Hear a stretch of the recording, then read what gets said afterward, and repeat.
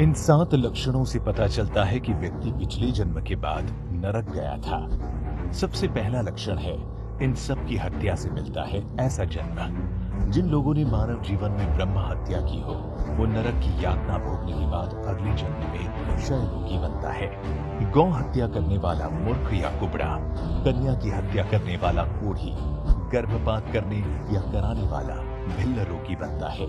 इन सभी का जन्म चांडाल रूप में होता है। दूसरा लक्षण, महिलाओं का शोषण करने वाला।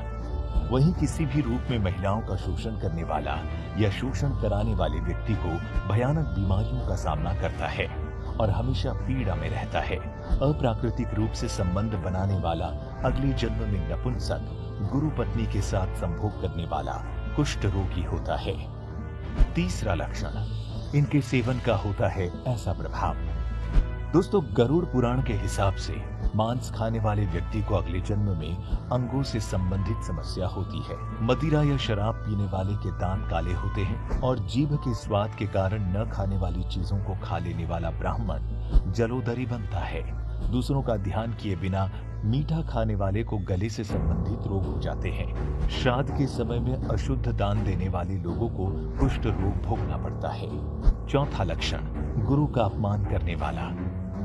और तो और घमंड के कारण गुरु का अपमान या निरादर करने वाले व्यक्ति को मिर्गी के दौरे पड़ते हैं।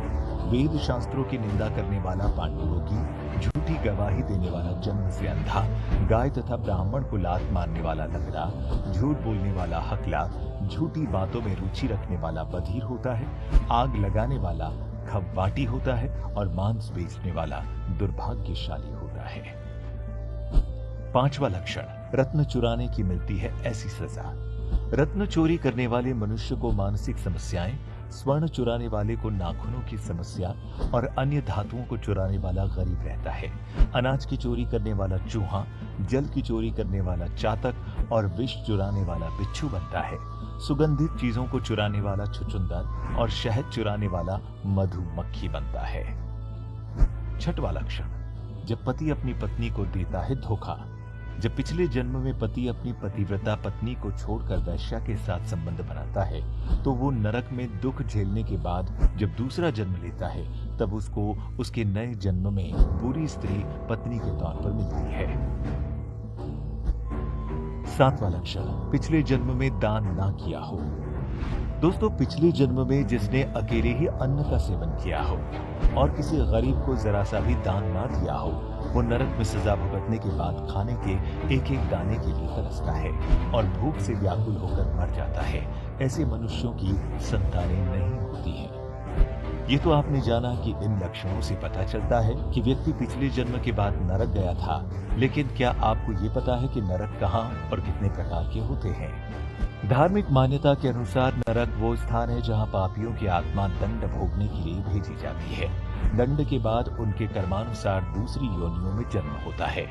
ऐसा कहा जाता है कि स्वर्ग धरती के ऊपर है तो नरक धरती के नीचे यानी पाताल भूमि में है। इसे अधोलोक भी कहते हैं। अधोलोक का अर्थ नीचे का लोक है। ऊर्ध्व लोक का अर्थ ऊपर का लोक अर्थात स्वर्ग और मध्य लोक में हमारा ब्रह्मांड है।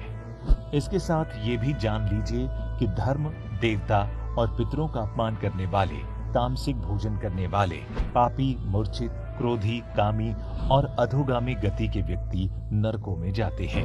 पापी आत्मा जीते जी तो नरक झेलती ही है और मरने के बाद भी उसके पाप के अनुसार उसे अलग अलग नरक में कुछ काल तक रहना पड़ता है।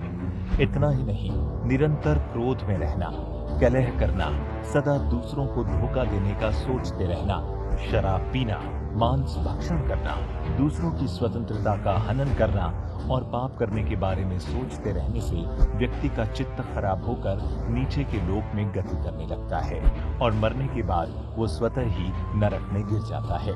वहां उसका सामना नरक के देवता यमराज से होता है। इनके अलावा वायु पुराण और विष्णु पुराण में कई नरकुंडों के नाम लिखे हैं, जैसे वसाकुंड, तप्तकुंड, सर्पकुंड और चक्रकुंड आदि। और इन नरक कुंडों की संख्या 86 है। आप इस बारे में क्या सोचते हैं? हमें नीचे कमेंट करके जरूर बताएं।